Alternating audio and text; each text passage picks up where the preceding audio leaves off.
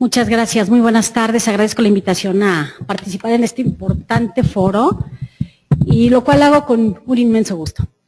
Al hablar de Línea Verde, quiero compartirles más que la información técnica del proyecto, un poco de nuestra experiencia de cómo se fue configurando este programa al que le hemos denominado de rescate social integral, cómo se fue haciendo una realidad y sobre todo lo que es ahora y el impacto que ha tenido en las más de 300,000 personas que viven en esa zona de Aguascalientes y sobre todo los aprendizajes que hemos tenido.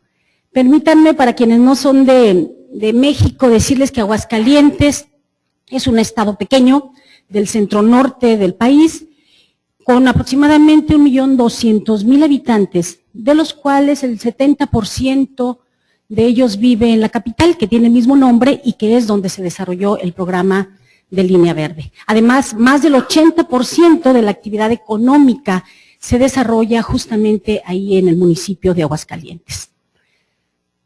Aguascalientes tiene buenos indicadores de servicios públicos, de calidad de vida en promedio, y ustedes saben que los promedios se encierran o esconden a veces muy injustas diferencias, y de hecho tuvo una historia de una ciudad bien planeada hasta los 80 por los trazos de sus colonias, de sus fraccionamientos, sus anillos periféricos, sus vías de comunicación.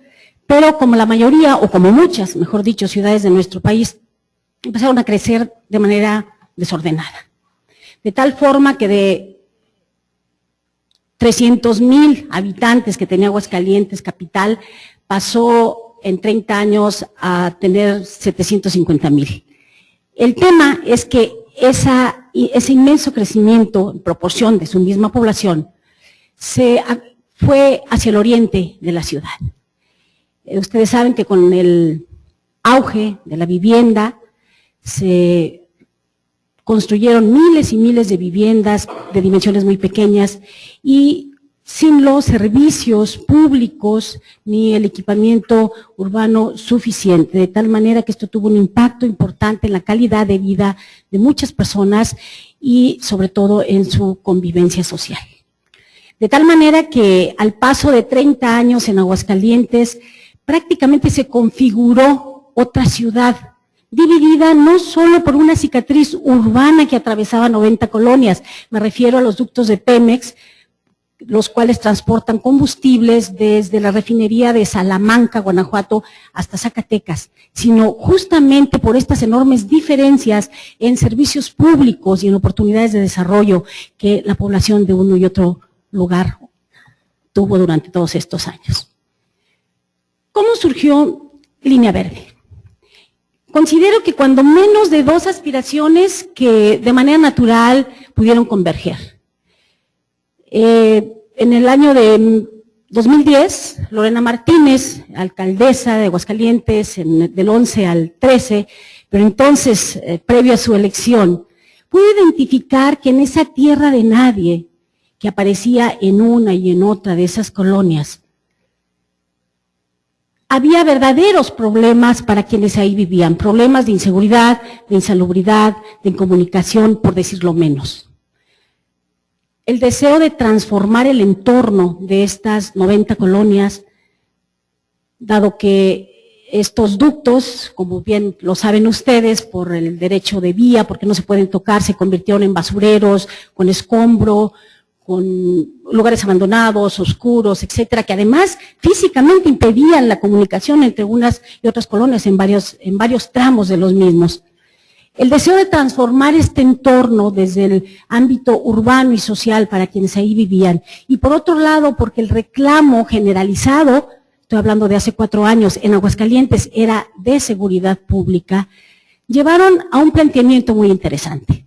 Primero, a partir de una política pública de convivencia y seguridad ciudadana, que justo llevó al desarrollo de un programa cuyo nombre surgió del logo que tenía, Convive Feliz, dado que la gente lo hizo muy fácilmente suyo y se apropió de él.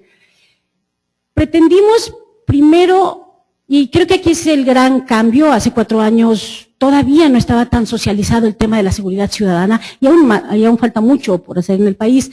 El solo hecho de querer transitar de la seguridad pública a, que además, si lo recuerdan en ese momento, pues el recurso, la estrategia, todo estaba focalizado en, y lo hablo a nivel nacional sobre todo, en la contención, control y persecución del delito, y no en la prevención, y mucho menos en la prevención social de las violencias y de la delincuencia. Entonces, dar ese paso de replantear lo que queríamos como una ciudad segura fue muy importante, porque planteamos una política de convivencia y de seguridad ciudadana que centra o que ubica a las personas en el centro de la estrategia. ¿De qué manera? Primero, con la pretensión de hacerla corresponsable de la propia seguridad, y la seguridad desde una perspectiva de derechos humanos. Es decir, no buscábamos solo, que es mucho, no digo que sea poca cosa, no el resguardar la integridad física, patrimonial y jurídica de las personas, sino tratar de generar las condiciones de vida para que se hiciesen vigentes los derechos humanos.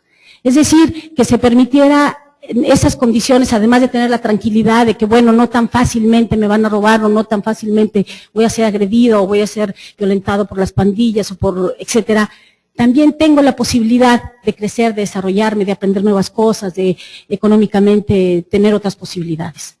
Es un planteamiento complicado, sin embargo, nos atrevimos a hacerlo, y tuvimos muy buenas sorpresas, también grandes aprendizajes de cosas que creemos que no volveríamos a hacer, pero sí muy buenos aprendizajes. Entonces, estamos hablando de una política pública de convivencia y seguridad ciudadana, de un programa que además inspirados mucho en Medellín, por cierto, y en otros lugares donde se hicieron muy buenos ejercicios. Le llamamos a la metodología de acupuntura social y urbana, inspirados también en Lerner, en todo su desarrollo urbano, desde del enfoque que le dio. Entonces, ¿qué es lo que hicimos? Primero, perdón, bien dicen que no hay que poner clarito en lo verde, no se ve, pero yo les platico. Primero, empezamos a formar redes de prevención y cohesión social, a organizar, a invitar a la ciudadanía que se organizara, a que participara en actividades que le permitieran mejorar su colonia, mejorar su relación con las y los vecinos, mejorar su relación con la familia, hacer proyectos socioproductivos, etcétera. Y algo muy importante, hacer diagnósticos participativos, además de los diagnósticos sociodemográficos y de incidencias delictivas, etcétera. Pero la primera puerta de entrada que tuvimos con la gente fue, y este contacto de hacer estos diagnósticos para ver cómo vivían las carencias o los problemas en su comunidad, cómo vivían la violencia, etcétera. Entonces, a través de talleres muy participativos por grupos de edad, con muchas técnicas hasta proyectivas, etcétera, cuando se dibujaba a la familia, a la persona típica de la ciudad, hacían el mapa de la colonia, donde identificaban la problemática que existía, el universo, cómo se relacionaban en los diferentes ámbitos desde personal, familiar, con la comunidad, con los servicios, etcétera. Un ranking de servicios públicos para saber si conocían los que habían, cuáles había y cómo los calificaban, cuáles faltaban. Todo esto, después lo contrastábamos con marchas exploratorias que nos permitían que la gente participara, no solo identificando la problemática, sino también dando opciones de la posibilidad de su solución. Esto de la mano de alianzas en la medida de lo posible con el entorno, los ámbitos o los actores sociales que son muy importantes en una comunidad, académicos, especialmente ya en campo, las iglesias, las escuelas, las organizaciones de sociedad civil, etcétera. Con toda esta información hacíamos un diagnóstico específico por cada colonia. Nos lo planteábamos en el gabinete, bueno, ¿qué podemos hacer? ¿Qué podemos resolver? Y además he de reconocer que ese es un trabajo monumental y con un gran liderazgo, porque todos los jueves, lo recuerdo perfecto, a las 8 de la mañana había que revisar qué había en cada colonia y cómo lo íbamos a trabajar, y esto de la mano siempre de la alcaldesa. Y de verdad creo que el liderazgo en las políticas públicas, locales especialmente, en todas, pero las locales requieren de un gran liderazgo y de una gran perseverancia, porque cambiar el chip de decir, vamos a trabajar de manera integral, donde todo el gabinete veía cómo podía aportar este proyecto, fue muy complicado. De verdad fue tan complicado que a los 6 meses que había pasado de la administración, y vaya que habíamos tenido ya medio año haciendo la planeación, llegó el momento en que Lorena, la presidenta, dijo, a ver, de hoy en adelante nuestro gabinete de gobierno se llama Gabinete de Convivencia y Seguridad Ciudadana. O sea, así o más claro, porque había, por supuesto, muchos compañeros de gabinete, yo lo coordinaba, en que decían, ahí está la seguridad, por más que le decíamos que no era seguridad pública, que era transversal, era una visión integral, etcétera. Hasta con el paso del tiempo se dieron cuenta, de tal manera que después fue maravilloso, cuando el secretario de Obras Públicas sabía que si pegaba un ladrillo en un lugar u otro iba a tener un impacto distinto en la ciudadanía, en la gente que vive ahí. El director de Servicios Públicos sabía que si los árboles, etcétera. De verdad fue un ejercicio muy complicado porque no es sencillo trabajar en equipo, pero creo que algo se logró. Bien, entonces todo el proceso es después, y regresábamos con la gente, decíamos, a ver, encontramos esta problemática, podemos hacer esto, que ustedes cómo se suman, etcétera, porque evidentemente no hay recurso que alcance para hacer todo, teníamos que tomar decisiones. Después venía la implementación, y ahí ya nada más, porque no voy a volver a tocar el tema de la política social. Fue muy, muy interesante cómo se dieron muchas cosas. Las principales fortalezas de estas redes fue los huertos comunitarios, la mediación comunitaria, la resolución pacífica de conflictos, tanto en las comunidades como en las escuelas, las actividades culturales y deportivas para los chavos como una vía de dirección pues a actividades más productivas, plan de vida, etcétera. Creo que, bueno, la desnaturalización de la violencia, sobre todo la de género, fue también muy, muy importante, y eso generó un capital social que poco a poco se fue viendo, y bueno, la apuesta al final de cuentas ha sido a la eficacia colectiva, a esta capacidad de gestión y de movimiento social para mejorar su comunidad y su forma de vida. Este es entonces el marco de la línea verde. Déjenme decirlo de esta manera. La política pública de convivencia y seguridad ciudadana se trató de implementar en todo el municipio, pero la parte más visible, más evidente de la misma fue justamente Línea Verde. ¿Por qué? Porque Línea Verde expresa de manera muy clara una política de prevención situacional, primero, es decir, la transformación de un entorno para disminuir la posibilidad de que se cometan hechos de violencia, hechos de delincuencia, etcétera, para favorecer el desarrollo de las personas, esto de la mano de la prevención psicosocial o para el desarrollo, de la prevención estructural que le llamamos también, o que tiene que ver con la raíz de la violencia, de esta parte cultural, que luego es la más complicada también. Entonces, ¿qué es Línea Verde? Línea Verde es un parque lineal que se hizo con trabajo de acupuntura social y urbana, que nosotros así le llamamos, logró rescatar o fortalecer, lo voy a usar de mejor manera, 90 colonias del oriente de la ciudad de Aguascalientes, enmarcadas en el programa de convivencia y seguridad ciudadana. El objetivo fue justamente detonar las mejores condiciones en esa zona donde viven aproximadamente 300,000 personas. ¿Cómo lo hicimos? Generando espacios públicos para la convivencia a lo largo de un parque lineal de 12 kilómetros en una superficie de 60 hectáreas. Justo la implementación de las acciones sociales, de las actividades de cohesión, o que nos llevaban a la cohesión social, fueron las que le dieron vida a este proyecto. ¿Qué encontramos entonces? ¿Qué diagnóstico tuvimos para hacer en el 2010, 2011 la Línea Verde? Primero, lo que yo les decía hace rato, una ciudad con índices de servicios públicos, de calidad de vida en promedio muy buenos, pero con severas diferencias, sobre todo en esta parte de la ciudad.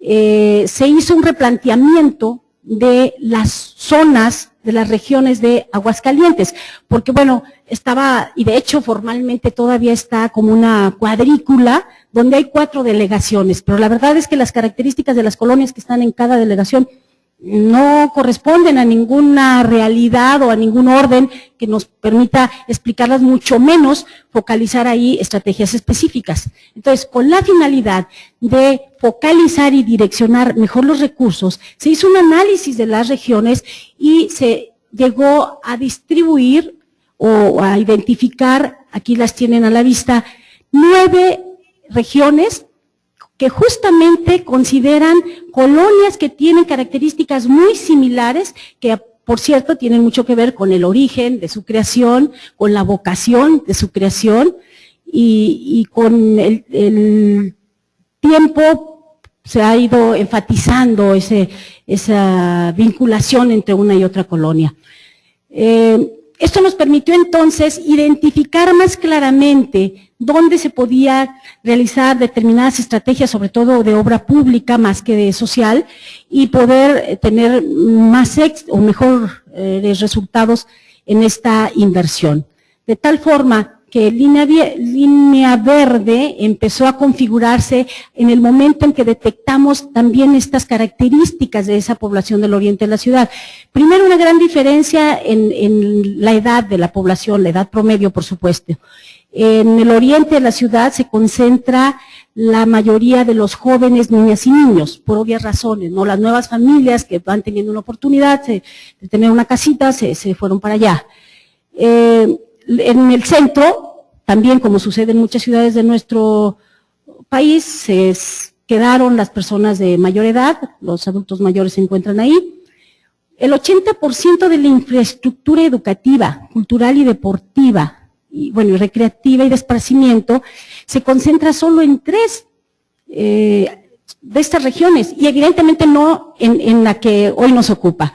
Además, el promedio de área verde en todo el municipio era de 5 metros cuadrados por habitante, y en esta región oriente era menor a 1 metro cuadrado. El tamaño de las viviendas en esta región, comparada con la norte, que tiene mayor infraestructura, era de 60 metros cuadrados a 300 metros cuadrados. Creo que ahí se ve también una gran diferencia. En el uso del Internet y del tener computadoras también, del 70% al 20% y al 6%. En fin, creo que esas son las diferencias. Bueno, el grado de estudios también. Solo el 10% de las personas que vivían en este lugar tenían estudios más allá de la secundaria, también, bueno, por la edad de los niños y niñas, pero también es muy notoria la diferencia en grados de escolarización. Finalmente, el mayor número de delitos y faltas administrativas, 1 de cada 3 se veía en el oriente de la ciudad. Bueno, voy más rápido porque creo que ya me queda poco tiempo. Estas son unas imágenes que no son tan justas porque la verdad en las primeras ya estaba limpio el terreno, pero creo que aquí se puede ver lo que había antes y lo que hay ahora. Voy a decirles básicamente y rápido qué tiene Línea Verde en cuanto a infraestructura. En cuanto a infraestructura verde, tiene paneles fotovoltaicos, 800, yo quiero hacer una aclaración. Evidentemente aquí se ha hablado de miles y millones de árboles, de áreas verdes y demás. Quiero que tengamos de referente las condiciones de Aguascalientes. Aguascalientes, por cierto, su nombre viene de los manantiales de agua caliente que había cuando se fundó. Paradójicamente, el principal problema hoy por hoy de Aguascalientes es el agua. Se perforan los pozos, los mantos acuíferos en promedio a 350 metros, se recupera 500 mililitros de agua. Llueve muy poco, salvo cuando hay eventos lamentables en otros lugares. Sí, entonces es paradójico, pero imagínense, se llama Aguascalientes, se nos está acabando el agua, imaginen que nos está quedando. Entonces, creo que debemos tener ese referente. Visto desde el aire hoy por hoy, pueden ver en una plancha de cemento de toda esa parte de la ciudad, una auténtica línea verde que rescató, que está hoy presente ahí. Entonces, sí tengamos como referencia pues las propias condiciones de la ciudad.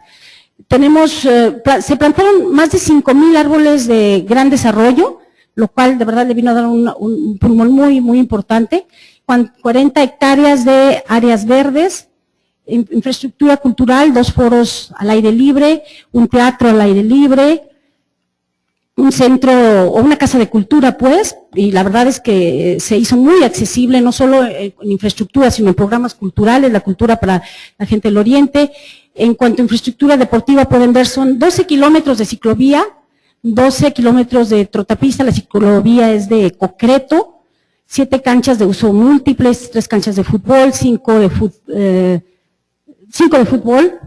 futbolito, 4 escatoramas, 2 plazas de skate, 17 gimnasios al aire libre, una alberca semiolímpica, un auditorio de box, una pista de BX, 10 cuadriláteros para box, un gimnasio para personas con discapacidad. Aquí hay algunas imágenes de esta infraestructura.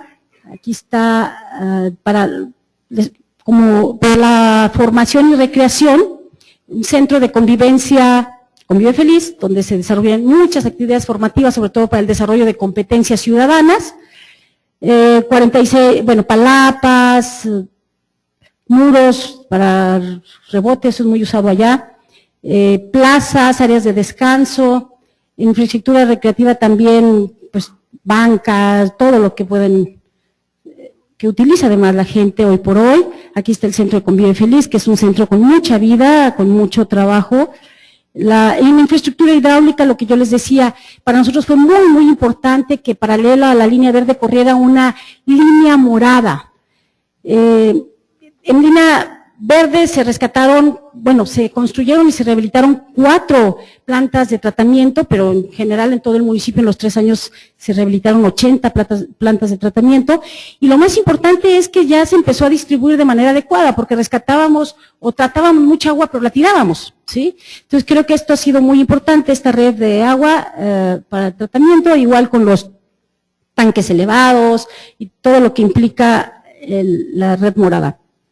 De infraestructura vial, también se consolidaron vialidades de norte a sur y sur a norte en los 12 kilómetros. Se construyeron un paso de desnivel y 2 puentes para no interrumpir los 12 kilómetros de trotapista y de ciclovía. Uno es paso de nivel inferior y 2 son puentes que pasan por 2 arroyos, Don Pascual y Arroyo del Cedazo. Y el alumbrado público también es sustentable, hay luz que se genera por los paneles solares. La inversión fueron 500 millones de pesos, lo cual sorprende a muchos, se sorprende tanto el tiempo en el que se realizó, solo 3 años, y la cantidad que se invirtió, realmente es poca para todo lo que se hizo, pero bueno, se optimizó, y lo más sorprendente es que de esos solo 75 millones el municipio los aportó. El resto del recurso fue gestionado ante las secretarías federales y se enamoraron del proyecto, participaron, insisto, aquí hay una gran gestión y un gran liderazgo de quien movía el ayuntamiento. Los impactos, me voy rápido porque sé que ya se acabó mi tiempo. Primero, contribuimos al desarrollo personal y a la recomposición del tejido social. La verdad nos llevamos una sorpresa porque sabemos que los procesos de prevención social, de violencia y delincuencia se dan a mediano y largo plazo. Sin embargo, la respuesta fue muy rápida, se disminuyó sobre todo faltas administrativas y algunos delitos que tienen que ver con el consumo de alcohol, el pandillerismo, las riñas, todo esto. De verdad fue muy sorprendente que rápidamente se bajó. Además aquí hicimos una policía de proximidad, que eso es bien interesante, de verdad un grupo de chavos que se formaron, sí como policías, pero también con capacidades de mediación, etcétera, y que identificó muy fácilmente la gente con ellos. Eso ayudó muchísimo a disminuir la violencia directa que se había ahí. Ahí había muchas pandillas, las más que había en Aguascalientes, y de verdad no es broma, pero antes se peleaban a pedradas como pudieran, y después se empezaron a pelear en los rines de box, ya, pero con reglas y demás. De verdad se dio claro, es un trabajo que no se hace de la noche a la mañana, poco a poco, y hoy juegan fútbol. Hay muchos voluntarios, que eso es importantísimo, muchos voluntarios para enseñar zumba, box, etcétera, porque se ha generado un movimiento social muy interesante. Les cuento, esto ya es chisme, espero que no quede grabado, pero creo que pasó la primera prueba de fuego línea verde. Con el cambio de administración, desafortunadamente hubo cambio pues, de partido también, y empezaron por quererle quitar el nombre. Sí pintaron todo de otro color, no hablo de colores, pero lo pintaron de otro, quitaron los letreros y demás, pero a la hora que le querían cambiar formalmente el nombre a Línea Verde, la gente reaccionó y dijo, perdón, es nuestra Línea Verde. Aquí no se va a llamar de otra forma, y yo creo que de las 90 redes, porque llevamos un registro, las 90 redes que hoy, que en ese momento había, 50 con toda seguridad siguen funcionando de manera autónoma. Y eso es importantísimo. El huerto sigue funcionando, los centros de mediación siguen funcionando, con o sin gobierno, que realmente ahí es donde creemos que sí logramos un buen avance. Otro impacto, los impactos económicos, no los medimos con tanta exactitud como nos los acabas de presentar, por supuesto, pero bueno, con las valoraciones que se han hecho, un ahorro anual en transporte público mayor a los 300 millones de pesos para 75,000 familias que se trasladan caminando a sus actividades formativas, deportivas, culturales, recreativas y de servicios. Ahorro anual de 90 millones de pesos en gastos de salud, la disminución del 10% de enfermedades respiratorias y gastrointestinales debido a entornos más higiénicos, con oportunidades de deporte, recreación, capacitación también para el cuidado, la salud, etcétera, ha sido muy importante. Ahorro anual de 40 millones de pesos para automovilistas en el gasto de combustible e insumos, estamos hablando de 5,000 vehículos diarios, debido a la reducción de los tiempos de traslado con la consolidación de vías continuas, aumento directo en la plusvalía de las 12,000 viviendas que están frente a Línea Verde. Esto es superior a los 600 millones de pesos. El aumento, según el Colegio de Evaluadores, es del 25%.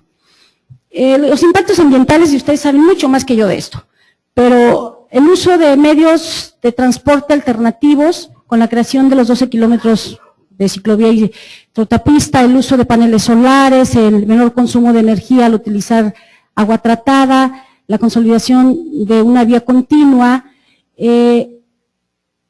ha generado que en esta franja se dejen de emitir más de 10,000 toneladas anuales de dióxido de carbono, según los expertos. Además, gracias a las nuevas áreas verdes y árboles y la regeneración de las cuencas, se estima una fijación de más de 2,000 toneladas anuales de dióxido de carbono y una absorción de 62 toneladas de partículas suspendidas. Línea Verde ha tenido varios premios y participaciones en diferentes foros. Yo cierro con esto, solo quiero comentarles que más allá de estos premios, bueno, el del CIDE sí lo quiero comentar porque para nosotros es importante porque reconoció algo fundamental. Primero, la capacidad de gestión, de poder convocar a una política pública, a tanta dependencia federal y focalizar recursos a un solo objetivo y sobre todo el poder hacer este proyecto con una visión integral y un trabajo transversal en tan poco tiempo. Ellos decían, el transformar un problema en una oportunidad fue lo que realmente reconocieron.